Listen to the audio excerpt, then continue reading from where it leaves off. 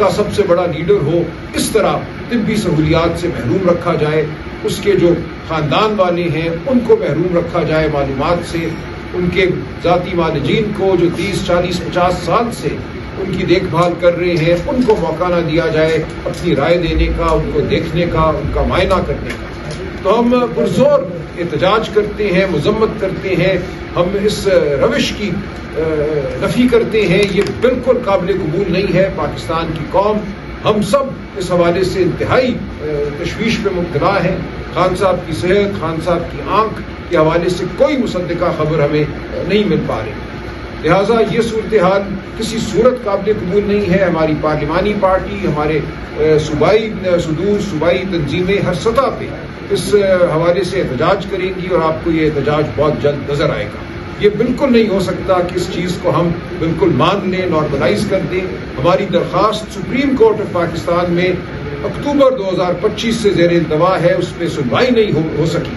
آپ کو یاد ہوگا کہ 24 مارچ 2025 کو اسلام آباد ہائی کورٹ نے ایک حکم جاری کیا تھا، 3 ممبر بینچ نے خان صاحب سے ملاقاتوں کے حوالے سے، منگل والے دن، جمعرات والے دن۔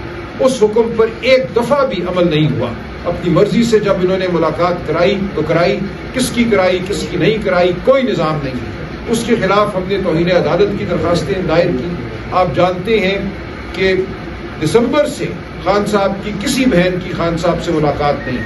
2 دسمبر کو عصبہ بی بی کی ہوئی تھی، اس سے پہلے 4 نومبر کو عصبہ بی بی کی ہوئی تھی، اور اس کے بعد سے کسی کی ملاقات نہیں ہوئی۔ ہم وکلاء کی آخری ملاقات 16 اکتوبر کو تھی۔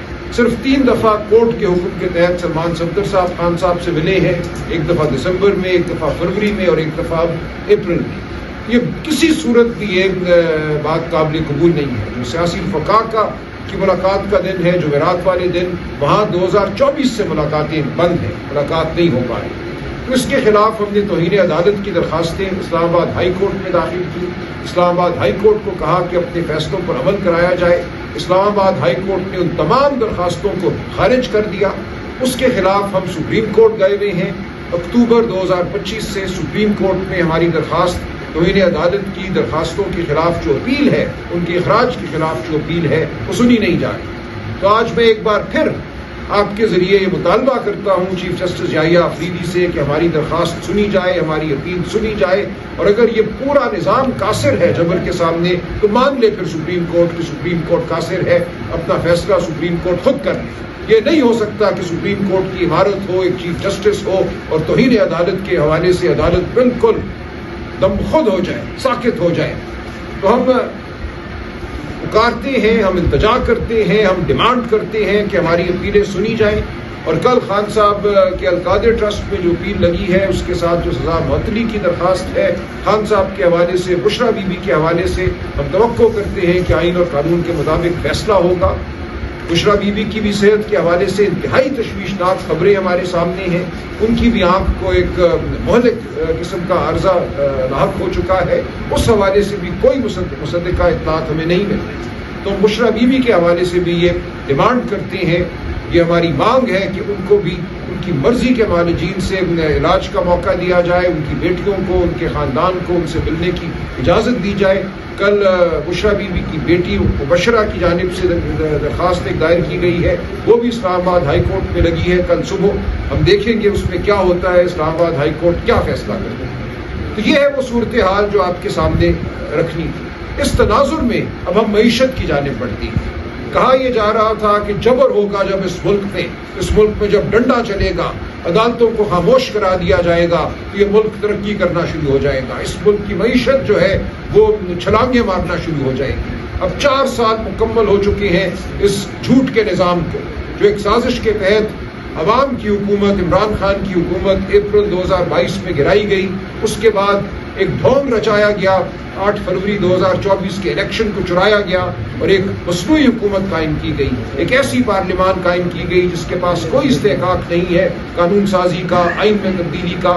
اس کے ذریعے آئین اور قانون کو پامال کیا گیا۔ جو آج صورتحال عدالتوں کی ہے وہ صرف اور صرف 26ویں اور 27ویں ترمیم کی وجہ سے ہے۔ تو یہ سب کچھ کرنے کے بعد ہم کہاں کھڑے ہیں آج ہماری زراعت کیا ہے، ہماری صنعت کیا ہے؟ زبیر صاحب اور تیمور جھگڑا صاحب تفصیل سے بیان کریں گے کہ آج ہم کہاں کھڑے ہیں۔ ہمارے ساتھ ثنا بلوچ صاحب بھی ہیں. بلوچستان میں کیا صورتحال ہے, غربت کی کیا صورتحال ہے, بلوچ عوام کس قسم پرسی کے عالم میں اپنی زندگی گزار رہی ہیں, خیبر پختونخوا میں کیا صورتحال ہے, زراعت کے ساتھ کیا کھلواڑ ہو رہا ہے, اسد کیسر صاحب بات کریں گے. تو ایک مفصل تصویر ہے جو ہم آپ کے سامنے رکھنا چاہتے ہیں. پاکستان کی سب سے بڑی سیاسی جماعت ہونے کے حوالے سے ہمارا یہ فرض ہے کہ عوام کے جو مسائل ہیں اور ان میں پیٹ کا مسئلہ, روٹی کا مسئلہ, روزگار کا مسئلہ اولین ہے. ان مسائل کے حوالے سے بات کرنا, ان مسائل کے حوالے سے اس حکومت کی جو دوغلی پالیسیاں ہیں ان کو آپ کے سامنے رکھنا ہمارا فرض ہے, اور یہ فرض ہم نبھاتے رہیں گے. اسد کیسر صاحب. بسم اللہ الرحمن الرحیم. سلمان اکبر راجہ صاحب نے ایک آپ کے ساتھ تفصیلی اور خاص کر جو اس وقت عمران خان کے ساتھ جو سلوک روا رکھا جا رہا ہے, یعنی وہ ایک اس ملک کا وزیر اعظم رہا ہے, ایک بہت بڑا سیلیبریٹی ہے, اور بحیثیت ایک شہری, ایک پاکستانی شہری کی ان کی حقوق ہے, رائٹس ہے, رولز ہے, اس میں بالکل کلیئر ہے کہ اس کو اپنی رولز کے مطابق, قانون کے مطابق اس کا جو علاج ہونا چاہیے یا جیل مینول کے مطابق اس کو جو فیسلٹی ملنی چاہیے, ہم اس کا مطالبہ کرتے ہیں. تو اس وقت تو عملاً یہ ملک جو ہے نا بنانا ریپبلک بن گیا ہے, اور بنیادی وجہ یہ ہے کہ جب ملک میں ووٹ کا تقدس کمال ہو جاتا ہے. یعنی میں صرف یہ بات کرنا چاہتا ہوں کہ دیکھیں اس وقت پاکستانی قوم سے ووٹ کا حق چھینا کیا ہے.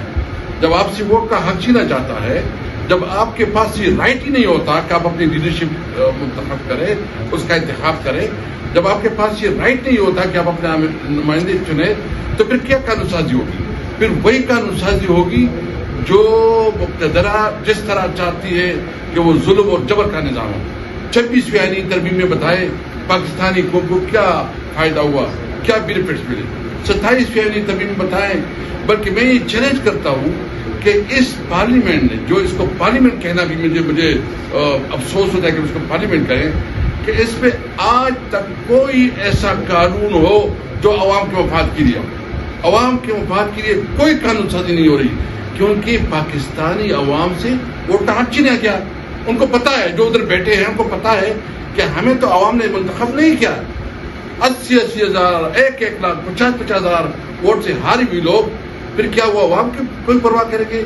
اس لیے سب سے پہلے پاکستان میں وہ پارلیمنٹ ہونا چاہیے جو عوام کی صحیح نمائندہ ہو اور جو عوام کی بات کرے, عوام کی حقوق کی تحفظ کرے. دوسری بات میں یہ کہنا چاہتا ہوں کہ دیکھیں یہ ابھی اکانومی کے اوپر تو ہمارے جو اکانومی سے متعلق زبیر عمر صاحب, تیمور صاحب اور ثنا بلوچ صاحب بات کریں گے, لیکن میں سمپل ایک عام شہری کی حیثیت سے بات کرتا ہوں کہ جو ہماری حکومت ختم ہوئی, ماشاءاللہ انہوں نے کہا کہ شہباز شریف جو ہے بہت بڑا چیمپئن ہے, وہ بہت جو ہے نا پتہ نہیں تیز رفتار ہے کہ کیا رفتار ہے, وہ جو ہے نا بہت بڑا اس کا سپیڈ ہے. آپ نے دیکھ لیا کہ وہ اسٹیٹسٹک آپ کے سامنے رکھیں گے کہ ہماری حکومت 9 اپریل کو ختم ہوئی 22 میں, اس وقت ہماری اکانومی کی پوزیشن کیا تھی اور اب کیا ہے, اس کا پورا تقابلی جائزہ لے لیں.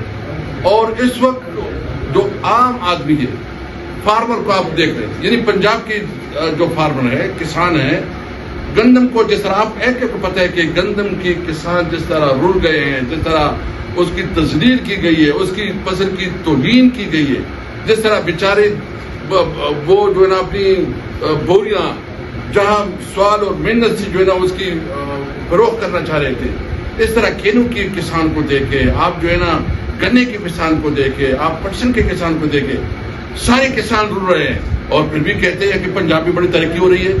بھائی آئے سروے کریں نا, پوری پنجاب میں سروے کریں, چلے کہ آپ سروے کریں کہ اس وقت کسان کی حالت کیا ہے, مزدور کی حالت کیا ہے, ایون جو انویسٹر ہے, جو بزنس مین ہے, اس کی حالت کیا ہے. اور اتنی بڑی دعوت دنیا میں کر رہے ہیں. ہم نے تو آپ کو پتا ہے کہ پاکستان کی خاطر اس ساری جو انہوں نے کیا, ہم نے اس کو سپورٹ کیا کیونکہ پاکستان کی خاطر. لیکن اس کے بدلے پاکستان کو کیا ملا؟ ابھی تک کوئی انویسٹمنٹ ہے, کوئی ایسا روزگار کے مواقع پیدا ہوئے.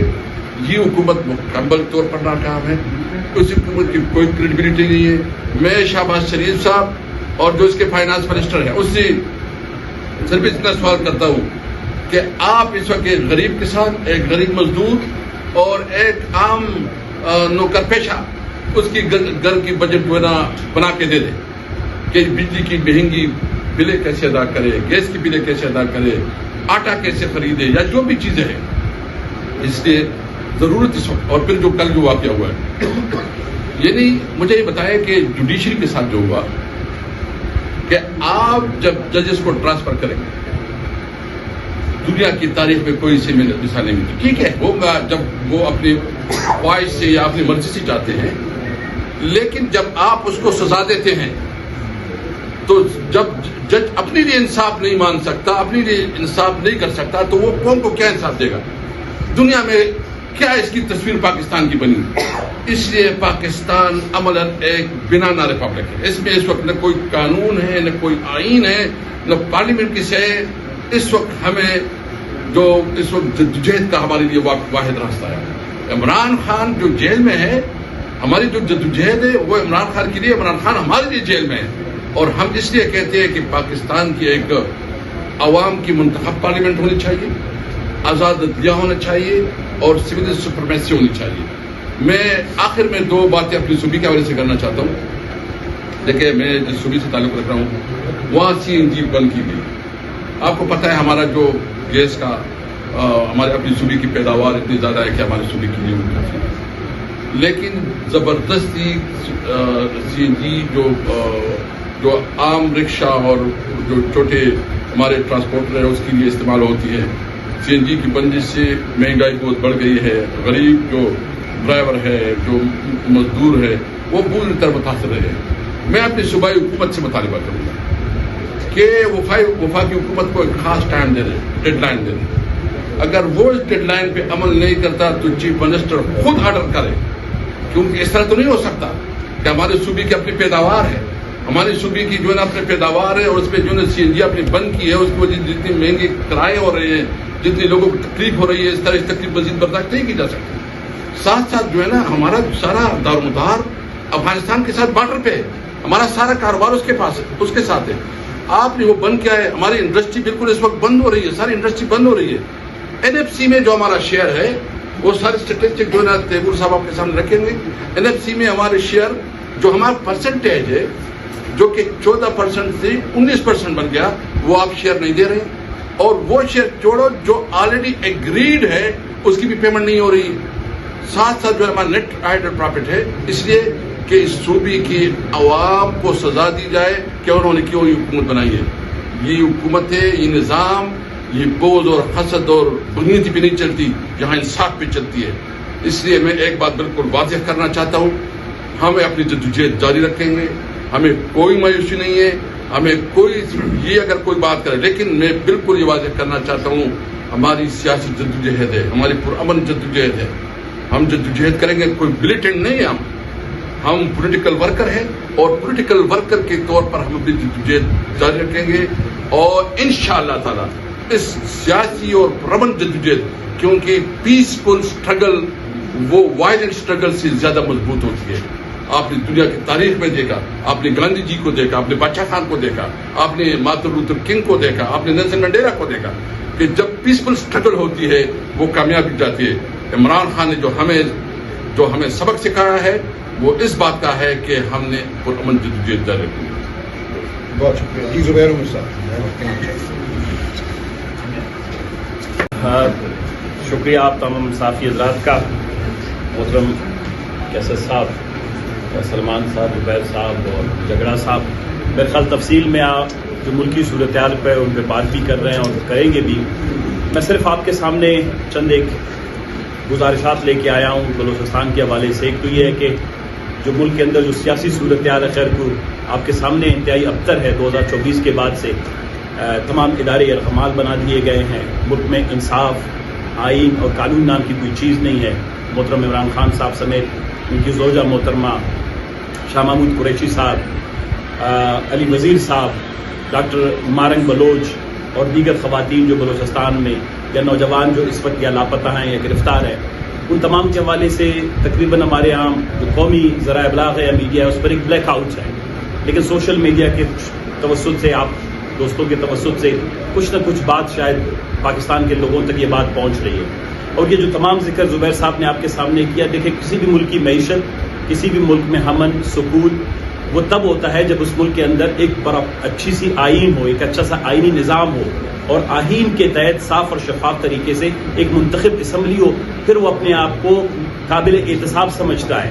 اور وہ تمام چیزیں جو اس وقت بیان کی جا رہی ہے، پرٹیکولرلی میں بلوچستان کے کنٹیکس میں آپ سے ذکر کروں، 2024 کے بعد بلوچستان بحیثیت صوبہ ہی بیچ دیا گیا. اس کی اسمبلی جو بنائی گئی وہ تقریباً اس میں تمام نشستیں جو ہیں رنٹا پارٹی کا کلچر متعارف کروا کے دو پارٹیوں نے اپنے کندھے، بالخصوص پیپلز پارٹی اور مسلم لیگ نے اپنے کندھے دیے، اور بلوچستان کے اندر ایک ایسا نظام بنا دیا گیا جہاں کروڑوں روپے میں، اربوں روپے میں صوبہ اسمبلی کی نشستیں بھی کی. پھر وزارت اعلیٰ کی جو نشست ہے وہ رنٹا چیف منسٹر ٹائپ کی چیزیں بلوچستان کے اندر لائی گئی. اور آج آپ کے سامنے ہے کہ بلوچستان سے آپ کو ایک بھی پیار کا، محبت کا، سکون کا، ترقی کا، خوشحالی کا کوئی ایک لفظ بھی سننے کو نہیں ملتا. بلوچستان سے ماں سوائے چیخ و پکار کے، بلوچستان سے ماں سوائے گرفتاریوں کے، لاپتہ افراد کے جو ہے ان کے آو فغا کے، یا بلوچستان سے بم دھماکوں، قتل، غارت گری، لاشیں، اس کے علاوہ بلوچستان آدھا پاکستان ہے. پاکستان کی معیشت، پاکستان کی سیاست، پاکستان بحیثیت ریاست کیسے آگے بڑھے گا جب 62% پر مشتمل بلوچستان. آج جب ہم ایران کے ساتھ یہ تنازع کی بات کر رہے ہیں تو ہمارے مملکت ایران کے حوالے سے تو بڑی کوششیں ہو رہی ہیں کہ جی اس مسئلے کو حل کرنے کے لیے فیسیلیٹیٹر بنے، میڈیٹر بنے. 25 سال سے بلوچستان کا وفاق کے ساتھ ایک سیاسی تنازع چل رہا ہے. اس سیاسی تنازع کو حل کرنے کی بجائے آپ نے مزید اس کو پراگنڈا کیا. آپ نے سفید ریش لوگوں کو، جس طرح آج محترم عمران خان صاحب کو قید میں کیا ہے، تو نواب اکبر خان بگٹی اور بلوچستان کی سیاسی قیادت کو ختم کرنے کے لیے آپ نے قتل و غارت گری کا سہارا لیا. آپ نے جو ہے لوگوں کو مزید محکوم بنایا، نوآبادیاتی طرز کی جو اسمبلیاں بنائیں. جو انگریز نظام نوآبادیات کا چھوڑ گیا تھا اس سے بھی زیادہ بدصورت نظام آپ بلوچستان کو دے کے گئے ہیں. اب میں آپ کو ایک بات بتاؤں، بلوچستان کی اہمیت پاکستان کے اس موجودہ جو عدم استحکام کی صورتحال ہے، یہ تو ایک صرف معاشی عدم استحکام کی صورتحال بیان کی جا رہی تھی. ایران کے اندر جو تنازع اس وقت چل رہا ہے، بلوچستان اسٹریٹ آف ہرمز کے دہانے سے شروع ہو کر کراچی تک ہے. بلوچستان ایک خطہ ہے، بلوچستان صرف ایک صوبہ نہیں ہے. اگر جو سنجیدہ سیاسی لوگ اس مسئلے کو سمجھتے ہیں، آبنائے ہرمز کے دہانے پر میناب گاؤں میں جہاں پر پہلی بمباری ہوئی 160 کے قریب بچیاں مری تھیں، بچے، اس سے لے کر یہاں تک اس پورے خطے میں آپ بلوچستان کو اتنا غیر سنجیدہ لے رہے ہیں. آپ بلوچستان کی رنٹا اسمبلیاں بنا رہی ہیں، رنٹا چیف منسٹر بنا رہے ہیں. بلوچستان کے اندر کرپشن اتنی دڑا دڑ ہو رہی ہے، جن لوگوں نے 70-80 کروڑ روپے میں 1 ارب روپے میں صوبہ اسمبلی کی نشستیں خریدی ہوں، سینٹ کی نشستیں خریدی ہوں، قومی اسمبلی کی نشستیں خریدی ہوں، 10-12 ارب روپے میں وزارت اعلیٰ کی کرسی خریدی جا رہی ہو. اب ایک نیا اور بھی بولی آنے والا ہے، کوئی نیا اور وزیر اعلیٰ بڑی بولی دے کے آ جائے گا. آپ نے ایک صوبے کو نیلام گر بنا دیا ہے. اس کے مالیات کے حوالے سے لوگوں کی پالیسیاں جو ہے، لوگوں کی رضامندی، لوگوں کی رائے، آئین اور قانون کے احترام کے تحت جو پرٹیکولرلی 2010 میں 18ویں ترمیم آئی، اس کے تحت آپ آئین کا احترام نہیں کرتے. آپ بڑی بڑی کمپنیوں کو صرف کچھ مفادات کی خاطر دے رہے ہیں، اور اس کا نتیجہ کیا نکلا ہے؟ آج ریکو دک کے حوالے سے بڑی باتیں ہو رہی تھی، لیکن آپ بلوچستان کے سیاسی مسئلے کو حل نہ کر پائے، جس کی وجہ سے ریکو دک نے بھی سونے اور چاندی کے اس بڑے ذخیرے منصوبے، جس پہ بلین آف ڈالرز کی جو ہیں ہمیں فینسی جو پرومسز کی جا رہے تھے، انہوں نے بھی اپنا پروجیکٹ 2027 تک کیپ کر دیا ہے، اور یہ 2030 تک کیپ ہوگا.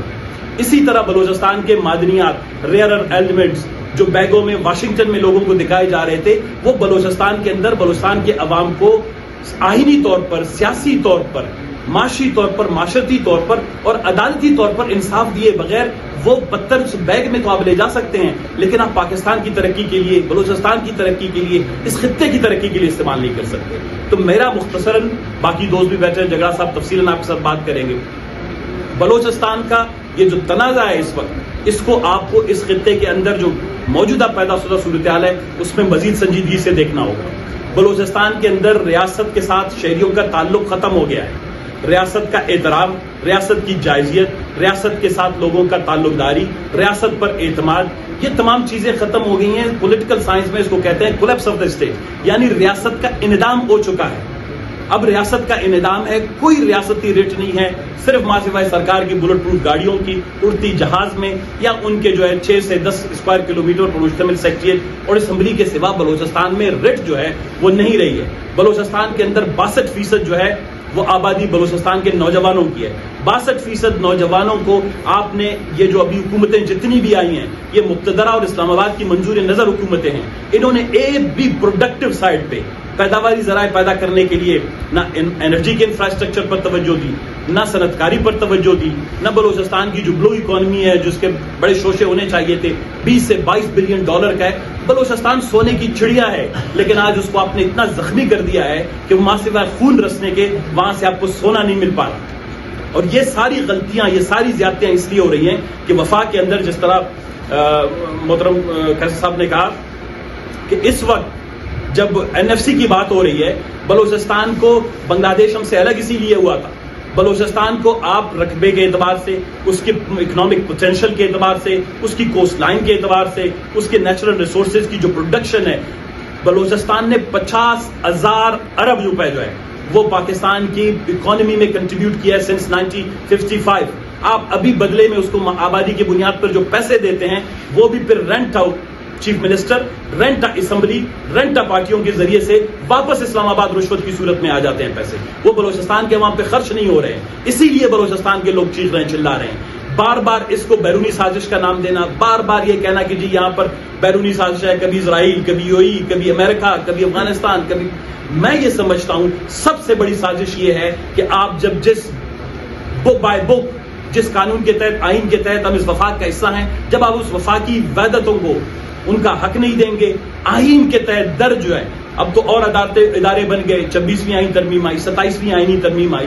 اب میڈیا کے توسط سے میں کانسٹیٹیوشنل کورٹ کے محترم جج صاحبان سے یہ گزارش کرتا ہوں کہ کانسٹیٹیوشنل کورٹ کی سب سے بڑی رسپانسبلٹی یہ ہے کہ وہ جو آرٹیکل 8 سے میرے خیال آرٹیکل 21 تک ہے، جو فنڈامنٹل رائٹس ہیں، ہیومن رائٹس ہیں، وہ جو انشرائنڈ ہیں، گارنٹیڈ ہیں، اس کے تحت عمران خان صاحب کو انصاف دیں، اس کے تحت محترمہ ان کی زوجہ کو انصاف دیں، شاہ محمود قریشی صاحب کو دے دیں، علی وزیر صاحب کو دے دیں، ڈاکٹر مارک صاحب کو دے دیں. یہ کوئی بیرونی ایجنٹ اور علاقار نہیں ہے. اس کانسٹیٹیوشن نے ان کی پروٹیکشن کی ہے، اسی کانسٹیٹیوشن کے تحت آپ کے یہ ادارے قائم ہوئے ہیں. اسی کانسٹیٹیوشنل کورٹ کو چاہیے کہ وہ نیشنل فائنانس کمیشن کا جو اس وقت صوبوں کے مابین جھگڑا ہے، 10 سال سے نیشنل فائنانس کمیشن نہیں بن رہا، یہ مسئلہ آ کے حل کرے تو تب ریاست اور ریاستی اداروں کے حوالے سے احترام پیدا ہوگا.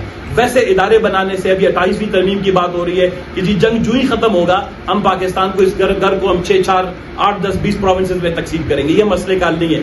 مسئلہ قانون پر عمل درآمد، آئین پر عمل درآمد، انصاف فراہم کرنے والے ادارے جو ہے وہ اپنی جو انصاف کی جو فراہمی ہے اس کی جو ہے وہ یقینی بنائے، تب جا کے پاکستان کے اندر استحکام آ سکتا ہے. شکریہ. اور یہ obviously لمبی پریس کانفرنس ہے، لیکن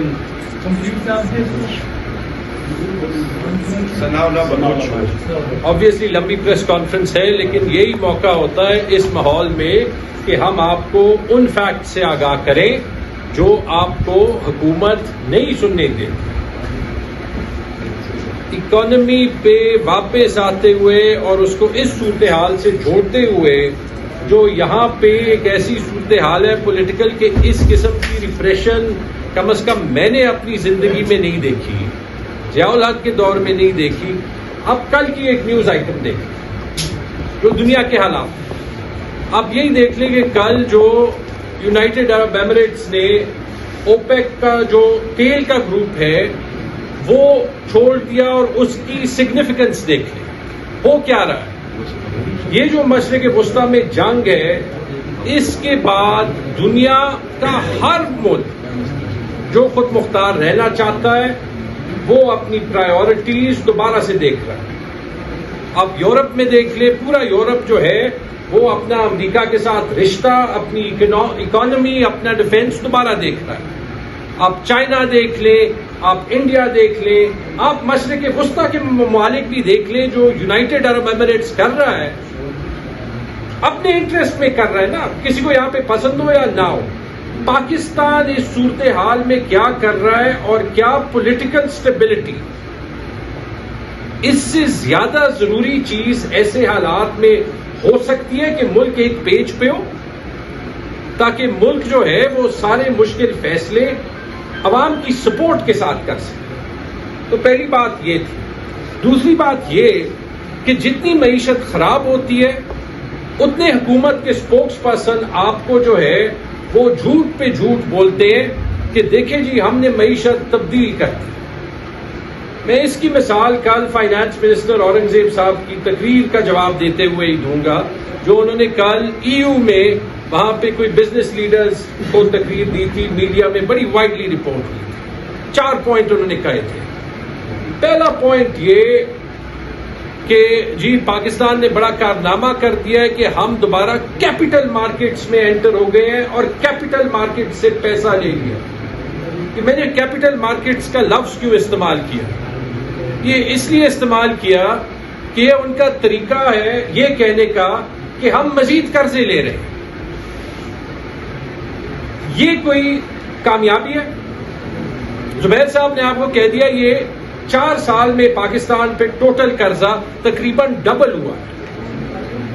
جو پچھلے 75 سال میں جس میں ماں سوا 3 سال کے اسی نظام کی حکومت رہی ہے ون وے اور دی ادر, 40 ارب پہلے انہوں نے ڈالے, اب تقریباً 40 ارب دوبارہ ڈالے. تو یہ وہ پہلی کامیابی ہے جو فائنانس منسٹر نے کل بتائی.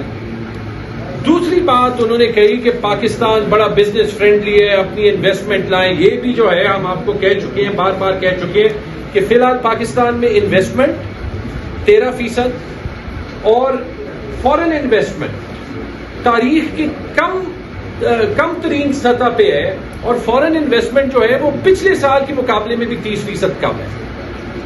لیکن جب زبیر صاحب جب وہاں پہ اورنگزیب صاحب یہ کہہ رہے تھے کہ انویسٹمنٹ یہاں پہ لائے, تو کیا انہوں نے یہ کہا کہ پچھلے 2-3 ہفتوں میں یو ایس ایمبیسی نے پیپسی کے لیے, یو کے ایمبیسی نے ہیلمور پاور کے لیے, اور اسی ای یو نے جہاں پہ وہ تقریر دے رہے تھے اور یہ سارے فیکٹس بتا رہے تھے, انہوں نے ماسک کمپنی ہے ان کے لیے اورنگزیب صاحب کی حکومت کو خط لکھے کہ بھائی یا ہماری انویسٹمنٹ جو یہاں پہ ہے یا جو ہم لانا چاہتے ہیں وہ خطرے میں ہے, کیونکہ آپ کی حکومت جو ہے وہ کچھ تعاون نہیں کر رہی.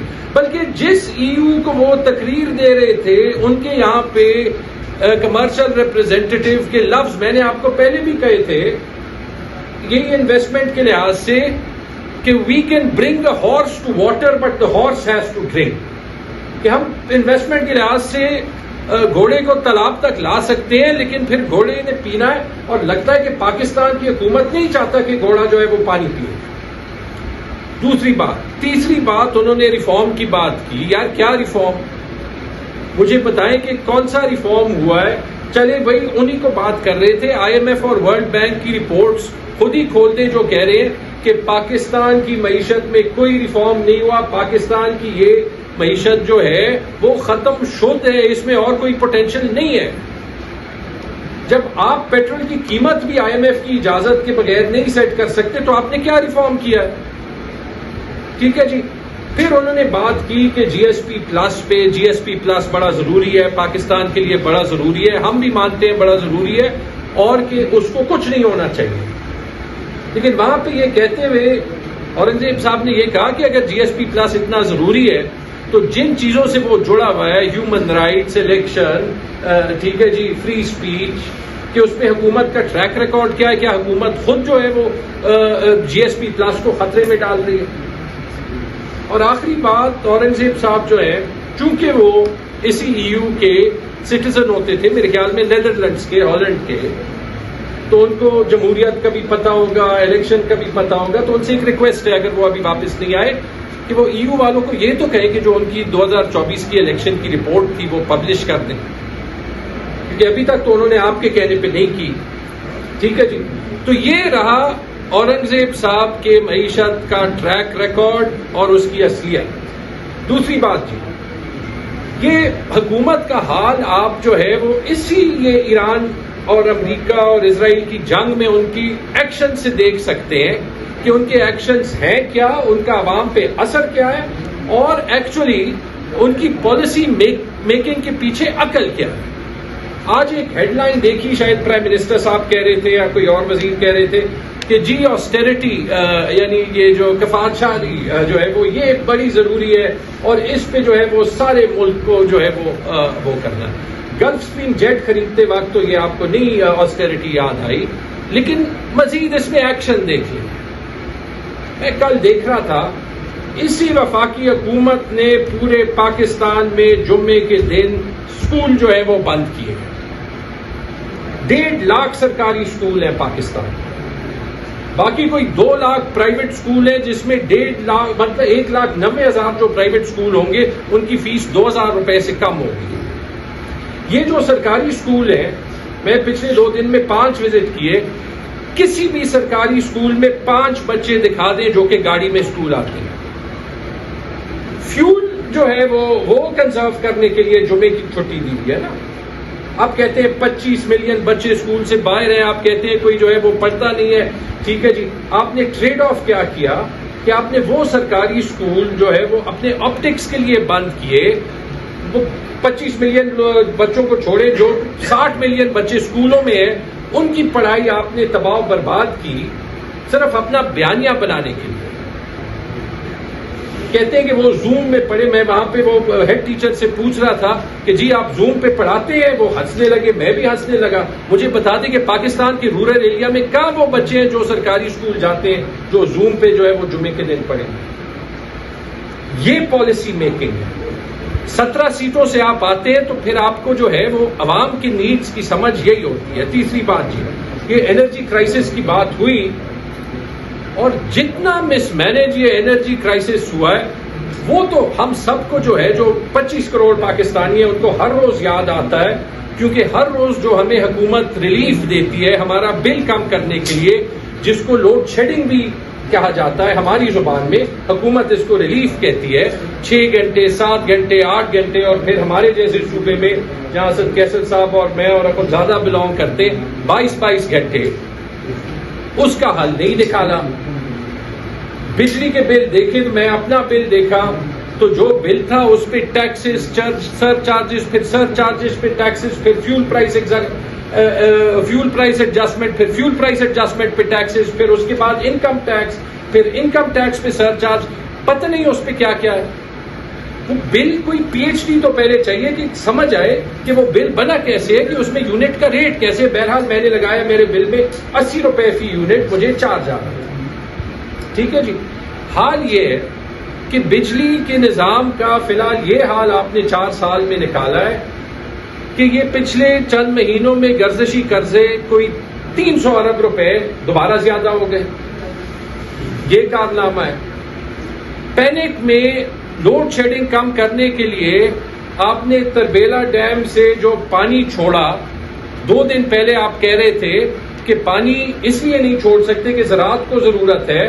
آپ نے کوئی 30,000 کیوسیک پانی چھوڑا. اب یہ بتا دیں کہ ایک دم جو ہے وہ پاکستان کے سارے کسانوں کو پانی کی ضرورت پڑ گئی، یا یہ سارا جو ہے وہ اب عربین سی میں بہہ جائے گا اور جب کسانوں کو ضرورت ہوگی تو پانی نہیں ہوگا، اور ہے وہ اب عربین سی میں بہہ جائے گا اور جب کسانوں کو ضرورت ہوگی تو پانی نہیں ہوگا، اور جب گرمی زیادہ ہوگی تو لوڈ شیڈنگ بھی زیادہ ہوگی. علی پرویز ملک صاحب جو وزیر پیٹرولیم ہے، انہوں نے خود ٹی وی پہ آ کے کہا کہ جو LNG ہے اس کے معاہدے جب ہوئے تھے غلط ہوئے تھے، اس میں میلیفائڈ ہے یعنی بدنیتی ہے، اس کی تحقیق ہونی چاہیے. جب وہ ہم نے ریز کیا تو انہوں نے، میں ابھی ان کی ٹویٹ پڑھ رہا تھا، انہوں نے مجھے نام سے پکار کے کہا کہ عاجزانہ ریکویسٹ ہے کہ تحقیق کر کے جو ہے وہ بات بتائیں.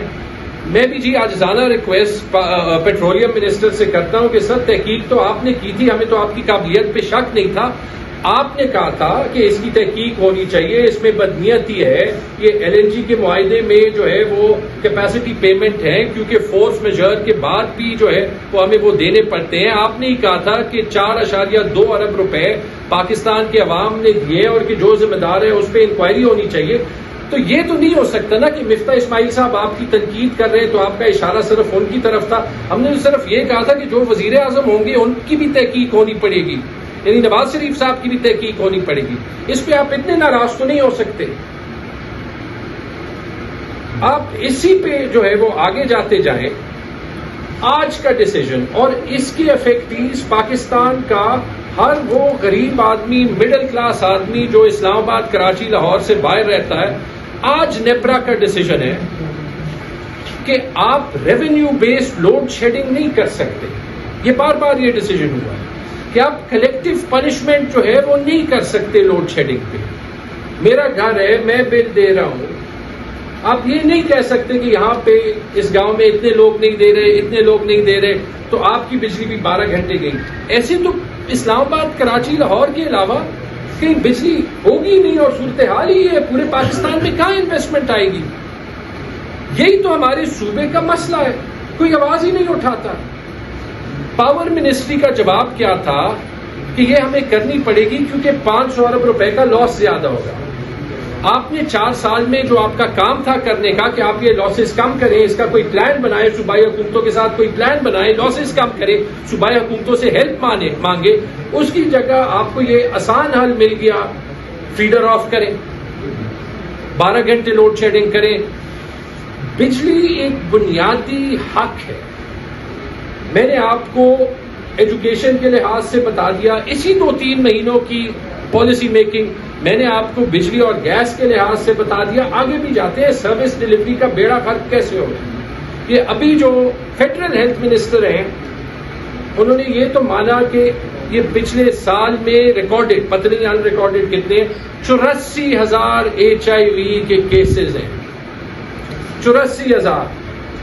انہوں نے خاص یہ کہا کہ تونسا میں جنوری 2026 کے بعد کیس نہیں آیا. انہوں نے یہ نہیں کہا کہ جو جنوری 2025 سے دسمبر 2025 تک تونسا میں ایک سکینڈل کے ایمرج ہونے کے بعد 331 بچوں کو HIV ہوا کیونکہ پنجاب کے اسپتالوں میں سرنج ری یوز ہو رہی ہے. کہ اس کی وفاقی حکومت کیا تحقیق کر رہی ہے، کہ اس کی مریم نواز شریف کی حکومت کیا تحقیق کر رہی ہے. انہوں نے اس سوال کا جواب بھی نہیں دیا کہ اگر پنجاب صحت کارڈ بند نہ کرتا تو انہی سرکاری اسپتالوں کو 6 ارب روپے زیادہ جاتے، ایک سرنج ری یوز کرنے کی ضرورت نہ پڑی. اور انہوں نے یہ جواب بھی نہیں دیا کہ 11 ارب روپے جس سے ایک گلف سٹریم جیٹ ہوتا ہے، اور دنیا میں ایک ہی حکومت ہے، سب نیشنل حکومت، جس کے چیف منسٹر کے پاس ایک ایسے جہاز ہے. امریکہ میں نہیں ہے، انڈیا میں نہیں ہے. کینیڈا کے ایک اونٹاریو کے ایک چیف منسٹر نے لیا تھا، 2 دن میں واپس کر دیا. انہوں نے یہ بھی نہیں بتایا کہ 11 ارب روپے میں کتنے سنگل یوز سرنج ہوتے ہیں. میں آپ کو بتاتا ہوں، 50 کروڑ سے 1 ارب، 10-15 روپے کا ایک سرنج آتا ہے، 30 روپے کا آتا ہے. آپ کہتے ہیں کہ ہم اس لیے جہاز لیتے ہیں کہ ہم جی اتنے مالدار ہیں، دنیا کی کوئی اور حکومت نہیں، دنیا کی کسی اور حکومت نے یہ نہیں لیا at the sub national level. 50 crore سے 1 ارب سرنج آپ اس پہ جو ہے وہ سنگل یوز کے لے سکتے ہیں.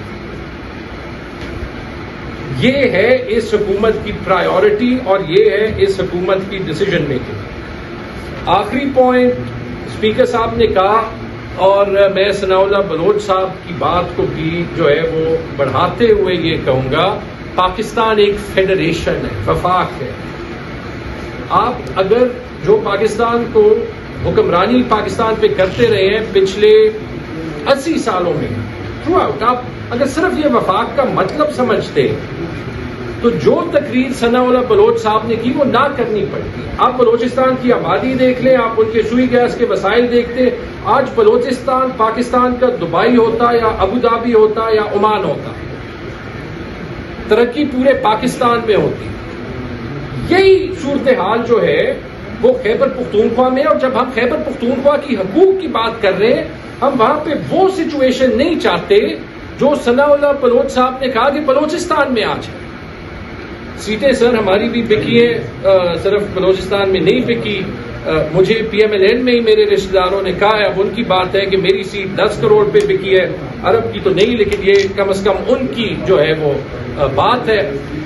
یہ آپ دیکھ لیں، خیبر پختونخوا آپ کو 45% تیل دیتا ہے، 45% کروڈ آئل پاکستان کا خیبر پختونخوا میں پیدا ہوتا ہے.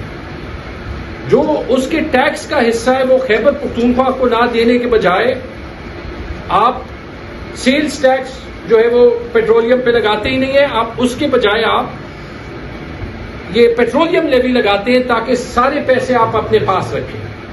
خیبر پختونخوا کو آپ کیا دیتے ہیں؟ خیبر پختونخوا 15% گیس دیتا ہے. ہماری ڈومیسٹک یوز بھی ساری کور ہو سکتی ہے, ہماری انڈسٹری بھی ساری کور ہو سکتی ہے. آپ یہ نہیں کہتے کہ خیبر پختونخوا کی گیس لیتے ہوئے جو آئین میں میرے خیال میں آرٹیکل 157 یا 158 میں سلمان جو فرسٹ یوز آف گیس کا ہے, جو وہاں پہ لکھا ہے کہ فرسٹ یوز آف گیس کا حق خیبر پختونخوا کا ہے, وہ آئین کو توڑتے ہوئے آپ خیبر پختونخوا کو کیا دیتے ہیں؟ بجلی, تربیلا کی بجلی میرے حساب سے تو 1 یا 2 روپے میں پر یونٹ بنتی تھی. مجھے آج عمر ایوب خان صاحب نے کہا ہے کہ 5 روپے تک شاید ہے, جو بھی ایگزیکٹ فگر ہے. 1973 کا آئین جب بنا تو جو یہ ہائیڈرو پاور کا نظام بنایا گیا تھا, اس بنیاد پہ بنایا گیا تھا کہ آپ ہمیں جو ہے وہ بجلی پیدا کرنے دیں بڑے ڈیمز کے تھرو, آپ کو ہم سارا منافع دیں گے. اس فارمولا کے تحت منافع ہوتا تو خیبر پختونخوا کو ہر سال 1000 ارب سے زیادہ یا منافع ملتا, یا وہاں پہ بجلی سستی ترین ہوتی, اور پاکستان کا جو انڈسٹریل ہب ہے وہ خیبر پختونخوا ہوتا. ہر انڈسٹری خیبر پختونخوا میں بیسڈ ہوتی, ٹیررزم کا سوال ہی نہ ہوتا. آپ نے ہماری پانی کی بجلی 50 سال لے کے جو ہزاروں ارب کے AGN قاضی فارمولا کے ڈیوز ہیں وہ نہ دیتے ہوئے یہ بھی کہتے ہیں کہ جو جنگ کے لیے دہشت گردی کی جنگ کی مد میں ہمیں 1% ملتا ہے. جو جب آپ شہباز شریف خود NFC میں بیٹھے تھے تو اس NFC کی ڈاکیومنٹ میں لکھا تھا کہ اگر ہم اس کے 10 گنا زیادہ پیسے بھی دیں خیبر پختونخوا کا نقصان نہیں پورا ہوگا. آپ اس کو ایک احسان کے طور پہ ہمیں جو ہے وہ ہمارے منہ پہ وہ ڈالتے ہیں. آپ اس کے علاوہ دیکھ لیں کہ جو معاہدہ آپ کے پرائم منسٹر نواز شریف نے خود 2016 میں NHP پہ سائن کیا, اس کے تحت 100 ارب روپے کے اریئرز ہیں تقریباً.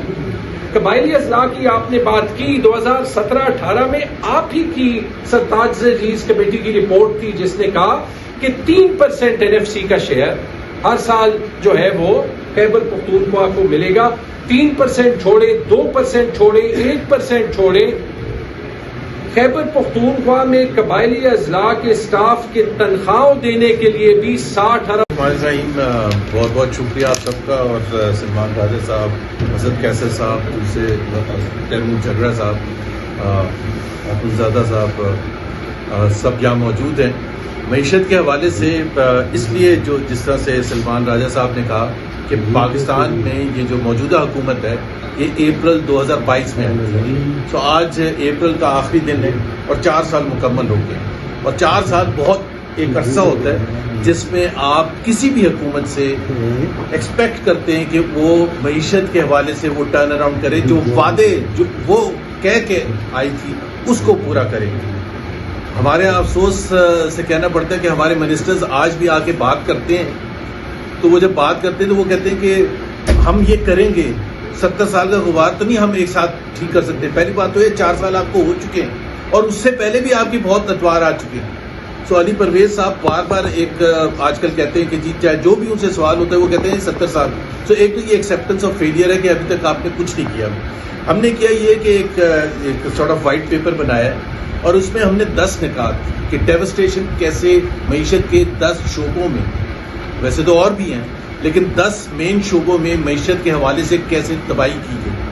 اب جب بھی تجزیہ کرتے ہیں تو 2 طریقے ایک ضرور ہوتے ہیں جو آپ کرتے ہیں. ایک تو یہ ہے کہ پچھلے ادوار کے ساتھ کہ جو آپ سے پہلے حکومت تھی یا اس سے پہلے حکومتیں تھیں, تو یا تاریخ میں کہ تناظر میں پرفارمنس کیسی ہے, وہ بہت امپورٹنٹ ہوتی ہے کہ تاریخ کے تناظر میں کیسی ہے, اور وہ ہم اس میں ڈیمونسٹریٹ کر کے دکھائیں گے کہ تاریخ کے حوالے سے یہ حکومت سب سے زیادہ نااہل ہے معیشت کے حوالے سے. اور دوسرا طریقہ کار یہ ہوتا ہے کہ آپ جو ہمارے ریجنل کنٹریز ہیں ان کے ساتھ کہ بنگلہ دیش کیسے کر رہا ہے, انڈیا کیسے کر رہا ہے, سری لنکا کیسے کر رہا ہے, دوسرے ممالک کیسے کر رہے ہیں, کیونکہ وہ تقریباً خطے میں ایک ہی خطے میں رہتے ہیں اور ان کے مسائل ہمارے مسائل تقریباً سیم ہوتے ہیں. تو اگر ان کی ترقی کی رفتار بہت زیادہ ہے اور ہماری ترقی کی رفتار اس سے آدھے سے بھی کم ہے, تو پھر سوال تو بنتا ہے کہ بھائی وہاں کیسے ترقی ہو رہی ہے اور یہاں کیسے. اگر وہاں مہنگائی بہت کم ہے, آدھی سے بھی کم ہے پاکستان کے مقابلے میں, تو پھر سوال تو بنتا ہے. تو ہم نے یہ 10 نکات جو کیے ہیں جس میں ظاہر سی بات ہے جو سب سے نچوڑ جس کو آپ کہتے ہیں اگر معیشت کو دیکھنا آپ نے ایک 1 پوائنٹ ایجنڈے پر 1 انڈیکیٹر پر وہ جی ڈی پی ہوتی ہے کہ آپ کی گروتھ جو ہے وہ کیسی رہی ہے. سو 4 سال کا جو ایوریج ہے وہ ہم نے ایک نکالا ہے. یہ بہت سی باتیں پہلے ہم کر چکے ہیں لیکن اس کو دہرانے کی اس لیے ضرورت ہے اور ایک سمرائز کر کے دہرانے کی ضرورت یہ ہے کہ یاد دلانے کے لیے 4 سال آپ کے مکمل ہو گئے اور کتنے برے طریقے سے یہ حکومت ناکام ہوئی ہے. سو جی ڈی پی گروتھ جو ہے یہ 4 سال جو ہے ہم نے ایک ایسٹیمیٹ لگایا ہے جو حکومت ہی کہہ رہی ہے 3% گروتھ ہوگی اس سال, اس کو لے کے یہ 4 سال جو ہیں worst ever average G D P ہے پاکستان کی تاریخ میں, پاکستان کی تاریخ میں. اور ہر حکومت جو آتی ہے اس میں کچھ مشکلات آتی ہیں. اب ان کے لیے یہ کہتے ہیں کہ جی وار آ گئی, وار تو ابھی آئی ہے 28 فروری کو شروع ہوئی تھی, اس سے پہلے تو بالکل حالات ٹھیک تھے. سو ورسٹ ایور. لیکن جو ناکامی کا 2-3 زیادہ جو پریشان کن باتیں ہیں, جو سب سے پریشان کن بات ہے انویسٹمنٹ کے حوالے سے کہ پاکستان میں پچھلے 4 سال میں جو انویسٹمنٹ رہی ہے اور آج جب ہم دیکھتے ہیں کہ پاکستان کا انویسٹمنٹ ریشو جو ہے ورسٹ ان 50 ایئرس, تو ہم تاریخ کے حوالے سے اگر دیکھیں پچھلے ادوار کو تو چھوڑ دیں, پوری تاریخ میں 1974 کے بعد worst lowest ever investment ratio ہے پاکستان میں, جس میں ڈومیسٹک انویسٹمنٹ بھی آتا ہے اور فورن ڈائریکٹ انویسٹمنٹ بھی آتا ہے. فورن ڈائریکٹ انویسٹمنٹ پلنج کر گیا, ڈومیسٹک انویسٹرز انویسٹمنٹ کرنے کے لیے تیار نہیں ہے. سو جب انویسٹمنٹ ہی نہیں ہوگا تو روزگار کیسے پیدا ہوگا, ٹیکسز زیادہ کیسے آئیں گے, ایکسپورٹ کیسے بڑھے گی, ایک آپ کو ایک ایسا حوصلہ کیسے ملے گا کہ پاکستان میں اگر ترقی کی رفتار ہونی ہے آئندہ چند سالوں میں تو اس کی انویسٹمنٹ آج ہونی چاہیے.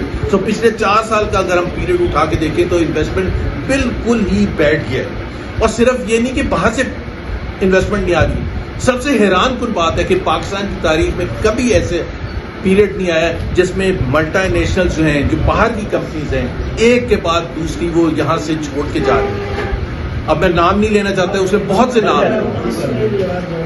تو وہ بار بار ہر 2 ہفتے 3 ہفتے 1 مہینے کے بعد ایک بڑی میجر ملٹی نیشنل جو 50 سال سے پاکستان میں آپریٹ کر رہی تھی, جو بنگلہ دیش میں بھی آپریٹ ابھی جاری ہے, ان کا آپریشنز انڈیا میں بھی جاری ہے, سری لنکا میں بھی جاری ہے اور پاکستان سے جا رہے ہیں. تو ظاہر سی بات ہے وہ آپ کو بتاتا ہے کہ بدحالی اتنی زیادہ ہے, اس کی بہت سی وجوہات ہیں. اور یہ باوجود اس کے ہے کہ ہم نے دیکھا وزیر اعظم صاحب اپریل 2022 سے لے کے اب تک انہوں نے 100 سے زیادہ دورے کیے ہوں گے, اور ان دوروں میں انہوں نے شروع میں اپنا آبجیکٹو بتایا ہے کہ ہم کسی سے بھیک نہیں مانگنے جا رہے ہیں, ہم کشکول لے کے نہیں جا رہے ہیں. لیکن 4 سال کے بعد ہم دیکھتے ہیں کہ کشکول ہی پکڑا ہوا ہے.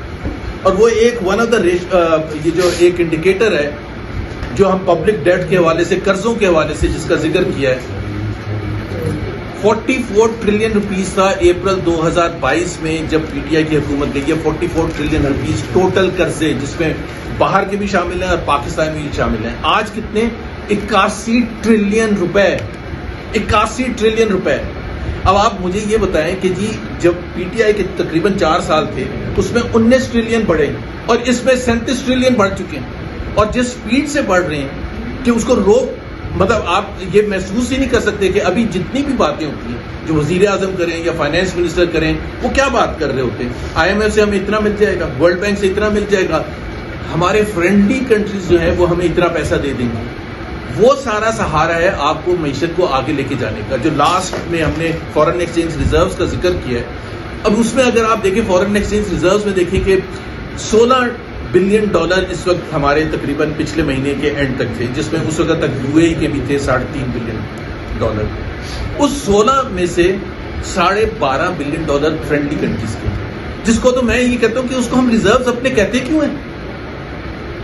اگر میں آپ میں سے کوئی میرے اکاؤنٹ میں پیسے جمع کر دے تو میں اس کو کیا اپنے پیسے کہوں گا؟ تو وہ تو $12.5 بلین آپ کے ہیں ہی نہیں. اور ہم نے دیکھا کہ جیسے UAE نے مانگا تو ایک دم سے ایسی گھبراہٹ شروع ہو گئی, اور اگر سعودی عربیہ نہ بیچ میں آتا اور $3 بلین نہ دینے کے لیے پرومس کرتا تو پاکستان کی معیشت بالکل بیٹھ جاتی. اب آپ صرف یہ اندازہ لگائیں کہ $16 بلین میں سے $12.5 بلین اگر دوست ممالک کے نکالیں, آپ کا اگلے مہینے ڈیفالٹ ہو جائے گا. یہ ہے آپ کی اکانومی کی سچویشن. لیکن جو 2-3 اور جو انڈیکیٹرز ہیں جو بڑے اہم ہیں, ایک تو ایکسپورٹس, مطلب 2022 کے مقابلے میں اگر آج ہم دیکھیں کہ آپ کی ایکسپورٹس کم ہیں.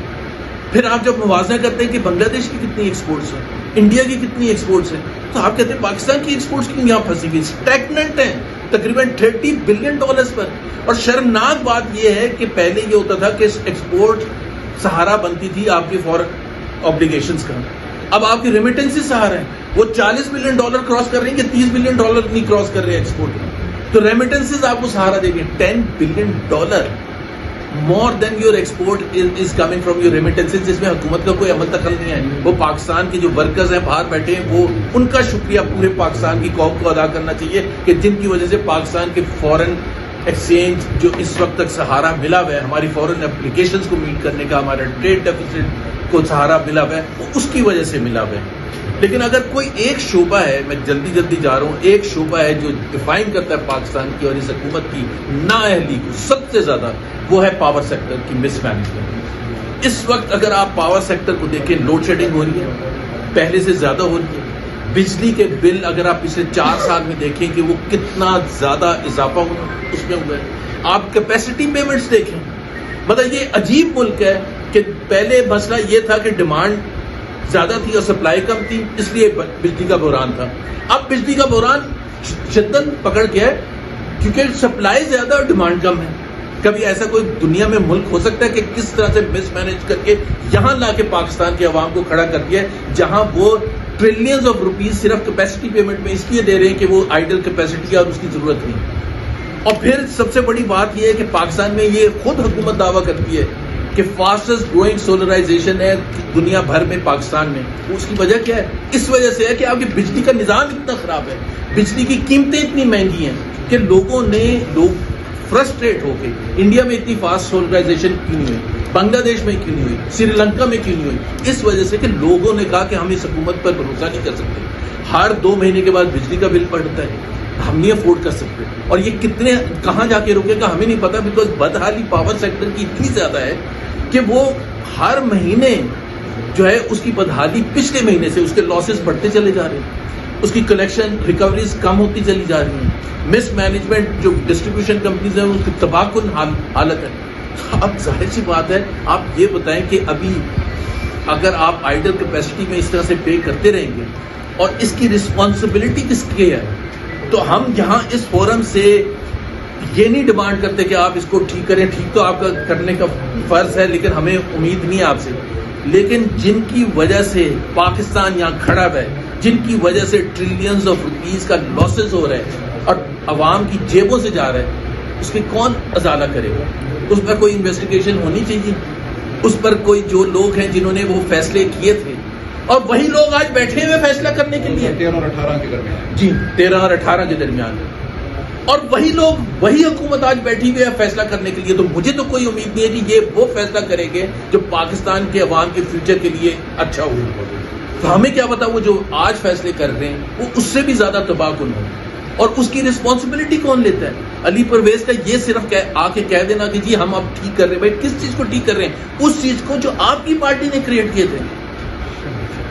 تو یہ اس کا میرا خیال ہے کہ اس کا اس طرح سے ازالہ نہیں ہو سکتا کہ جی آپ بڑے آرام سے آ کے کہیں کہ جی ہم 70 سال کا غبار اتاریں. نہیں, بالکل آپ کریں, لیکن سب سے زیادہ اہم چیز ہے کہ کیوں پاکستان یہاں پہنچا ہے.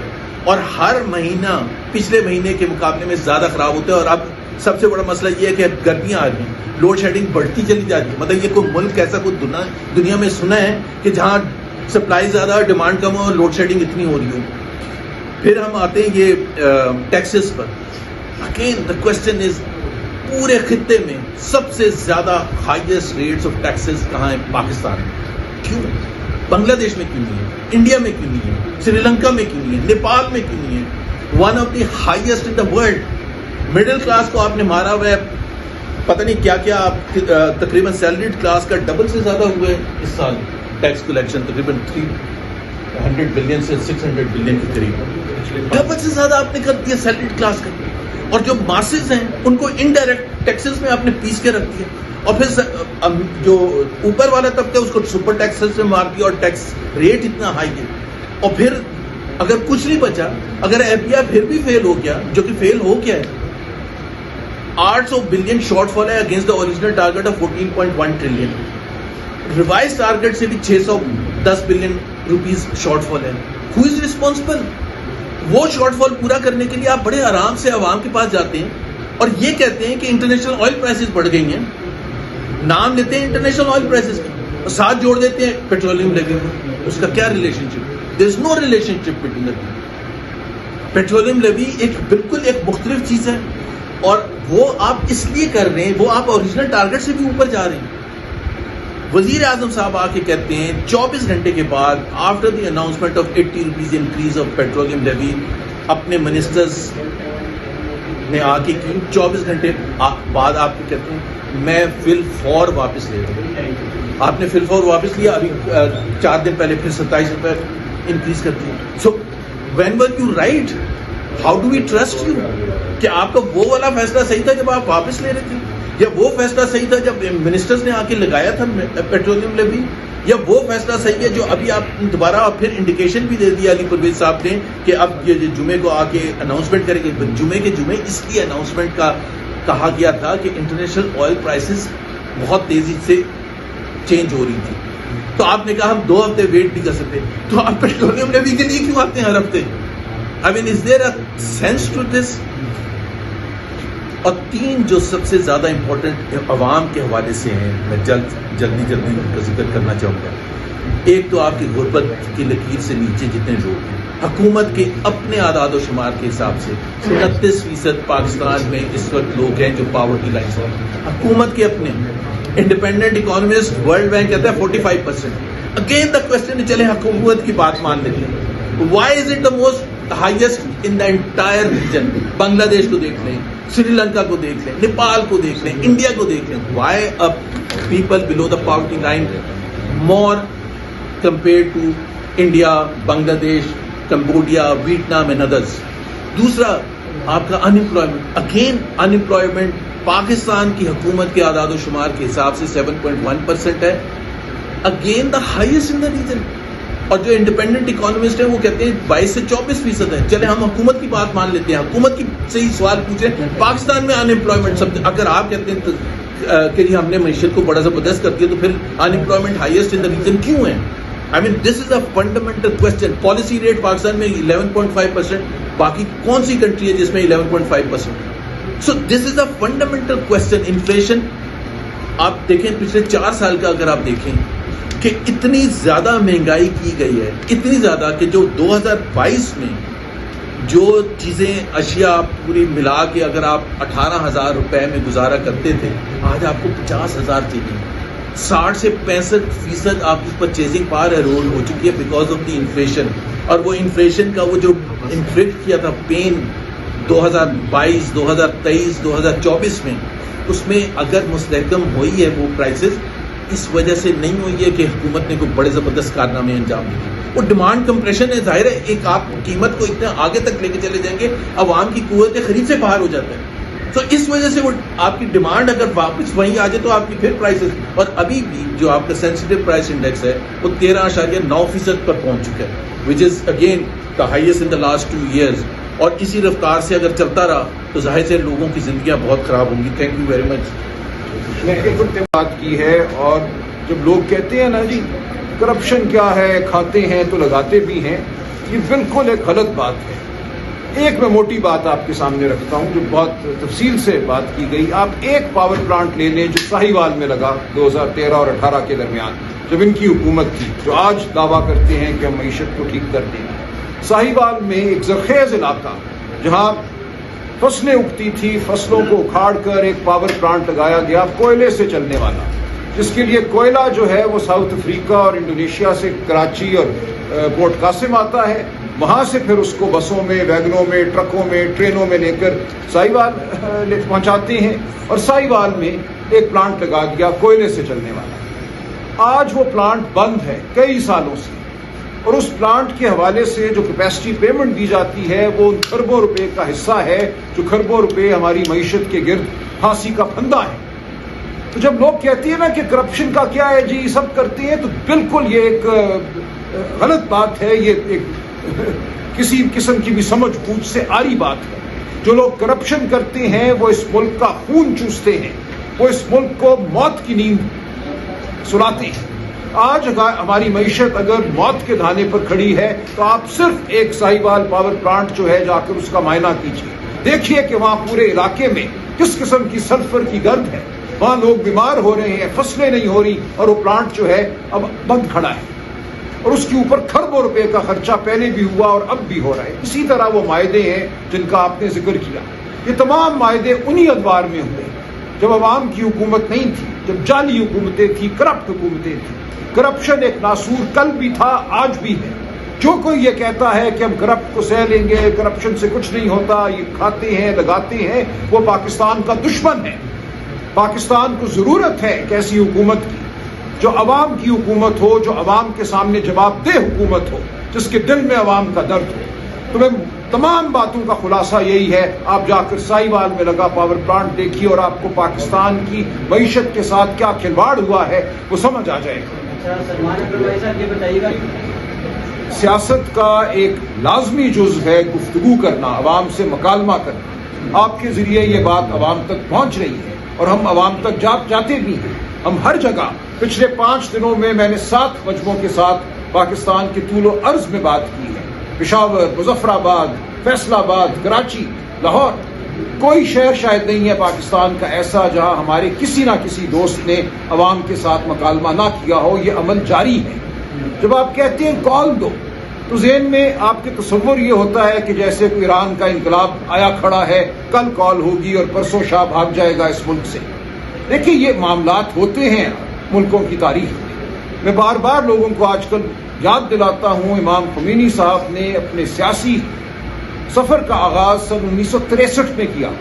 سن 64 میں ان کو شاہ نے گرفتار کیا۔ ان کی گرفتاری والے دن ایران کے لاکھوں لوگ سڑکوں پر آئے، گولیاں چلی، ہزاروں لوگ شہید ہوئے۔ آپ جا کر ذرا پڑھیے تاریخ۔ لیکن اس کے باوجود انقلاب 1989 میں آیا، 15 سال بعد آیا۔ امام خمینی ملک بدر ہو گئے، جلا وطن ہو گئے، 15 سال ملک سے باہر رہے، عراق میں رہے، فرانس میں رہے۔ اور جب انقلاب آیا تو کسی کو پتہ نہیں چلا۔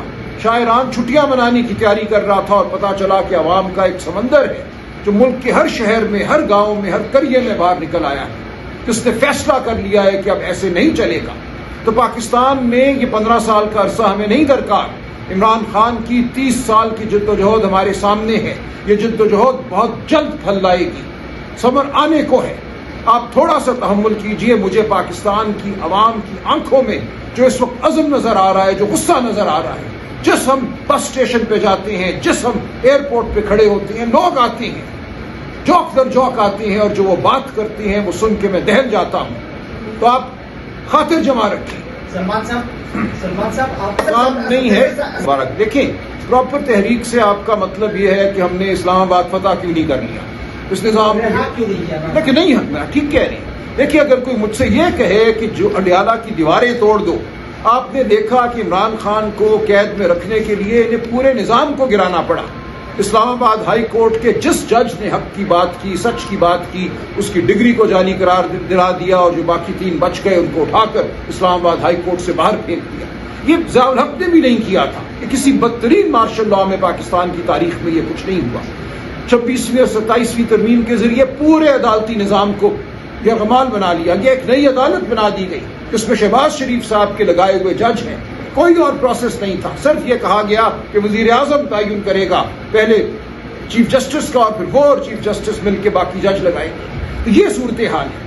اب آپ کا سوال یہ ہے کہ اب تک ہم کیوں اڈیالہ کی دیواریں نہیں گرا سکے، اب تک ہم کیوں اسلام آباد پہ قبضہ نہیں کر سکے؟ اگر آپ کا یہ سوال ہے تو اس کا جواب یہ ہے کہ تاریخ کا مطالعہ کیجیے۔ نیلسن منڈیلا کیوں 27 سال جیل میں رہا؟ کیا اس کی پارٹی بزدل تھی؟ کیا اس کی قوم بزدل تھی؟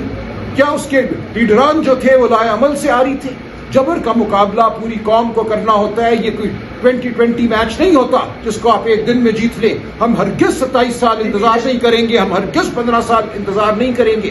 لیکن اگر آپ یہ سمجھتے ہیں کہ ہمیں 1 مہینے میں، 1 ہفتے میں، 1 دن میں یہ مارکا سر کر لینا چاہیے تھا تو ایسا نہیں ہوا کرتا۔ دہشت گردی اسٹیبلشمنٹ کر رہا ہے یا حکومت؟ طبی دہشت گردی ہر وہ شخص کر رہا ہے، ہر وہ طاقت کر رہی ہے جو ہمیں عمران خان صاحب تک رسائی نہیں دے رہی۔ یا آپ ان سے پوچھیے، آپ پوچھیے اس حکومت سے کہ تم مجبور محض ہو یا تم محض آلائے جرم ہو؟ کیا تم صرف حکم بجا لاتے ہو یا یہ دہشت گردی تمہاری اپنی ہے؟ پوچھیے ان سے آپ۔ ہمارا مطالبہ یہی تھا کہ جو امن و امان کی صورتحال ہے، جو انٹرنل معاملات ہیں، وہ صوبائی حکومت کی ذمہ داری ہے، اور صوبائی حکومت کو بااختیار بنایا جائے، اس کو وہ اتھارٹی دی جائے کہ وہ امن و امان کے لیے جو عمل اقدامات کرے۔ دو چیزیں ہیں، ایک تو خیبر پختونخوا جو ہے نا بارڈر پہ ہے، وہاں آپ کو پتا ہے کہ افغانستان کے ساتھ جو انٹرنیشنل بارڈر ہے اس کی وجہ سے مسائل ہیں، تو وہ وفاق کی تحقیقات ہے۔ بہرحال میں آپ کے نالج کے لیے یہ کہتا ہوں کہ پہلی دفعہ خیبر پختونخوا حکومت نے 20 بلین پولیس کو جو ہے نا وہ ریلیز کروائے، جس میں اس کے لیے جو جو اکوپمنٹ چاہیے، گاڑیاں چاہیے، اسلحہ چاہیے، ٹیکنالوجی چاہیے، جو بھی چاہیے اس کے لیے، اور پولیس ڈپارٹمنٹ کو کہا گیا کہ آپ کو جو بھی ضرورت ہوگی، ہم شاید جو ہے نا یہ سڑک وہ نہ بنائیں، ہم شاید وہ نالی اور وہ نہ بنائیں، بلکہ ہماری پریارٹی یہ ہے کہ ہر وہ کام کرے جو امن و امان بحالی کے لیے، اور اس کے لیے ہم نے یہ بھی فیصلہ کیا ہے صوبائی حکومت، میں صوبائی حکومت کی یہاں پہ بات کروں گا کہ جو ہمارے اسپیشل برانچ ہے اس کو اپ گریڈ کیا جائے گا اپ ٹو جو یہاں آئی بی ہے یا جو دیگر ادارے ہیں، اس کے لیے مزید 1000 اپائنٹمنٹ ہو رہی ہے، اور ٹیکنالوجی بیس بھی اس کی ہے، اور پچھلی بات اور کسی کو پوچھنے بھائی یہ بتائیں کہ ہم نے 2007 سے 9 تک ایک وکلاء کی تحریک چلائی تھی، میں اس کا حصہ تھا، ہم نکلتے تھے باہر، ہم پہ گولیاں نہیں برسائی گئی تھی، ایک آدھ واقعہ ہوا تھا کراچی میں، وہ MQM کو شامل کر کے کچھ کیا گیا، لیکن اس وقت اس نظام میں تھوڑی سی ابھی بھی شرم باقی تھی، شرافت باقی تھی۔ آج جو صورتحال ہمارے سامنے ہے، جو 26 نومبر کو اسلام آباد میں ہوا، اس کے بعد جو مریدکے میں ہوا، یہ آپ کے سامنے ہے۔ آپ کو اس کی مثال کے لیے انگریز کے دور میں جانا پڑے گا، جلیانوالہ باغ جانا پڑے گا، اس کے بعد انگریز نے بھی گولی نہیں چلائی تھی، لوگ ہفتوں سڑکوں پہ چلتے تھے، لاکھوں کی تعداد میں چلتے تھے تحریک آزادی کے دوران، اور انگریز ان پہ گولی نہیں چلاتا تھا، ان کے چلنے کے حق کو مانتا تھا۔ اس وقت کوئی آئین نہیں تھا، ایک حکومت تھی، ایک کالونیل حکومت تھی، لیکن اس حکومت کو بھی احساس تھا کہ یہ انسان ہے۔